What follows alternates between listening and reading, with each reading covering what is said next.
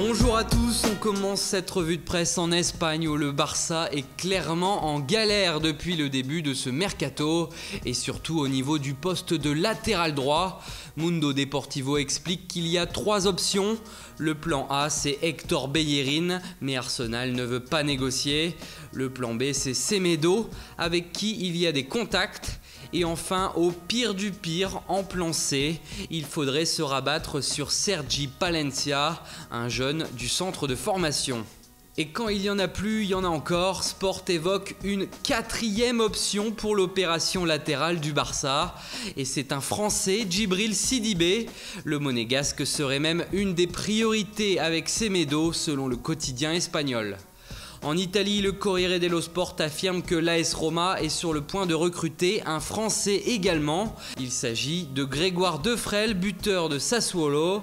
C'est le premier coup réalisé par Francesco Totti en tant que recruteur de la Roma. D'après le journal italien, il ne manquerait plus que la signature.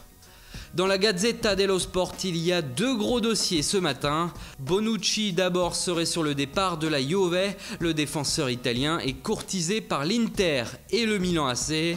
Justement, les dirigeants rossoneri pourraient bien conclure également avec Aubameyang.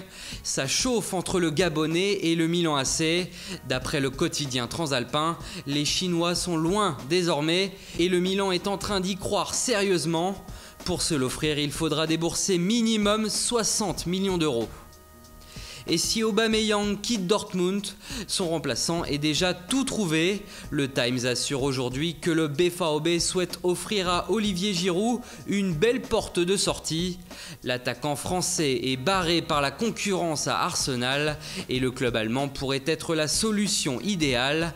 Enfin, en Allemagne, Bild revient sur la signature inattendue de James Rodriguez au Bayern Munich, mais aussi sur le dossier Anthony Modeste qui touche enfin à sa fin. C'est officiel, depuis hier soir, l'attaquant français de Cologne rejoint la Chine. Il portera les couleurs du Tianjin Quanjian la saison prochaine. Toutefois, ce ne sera pas un transfert sec. Le joueur sera prêté pendant 2 ans dans son nouveau club contre une indemnité de 6 millions d'euros avec une option d'achat obligatoire de 30 millions d'euros à la fin du prêt.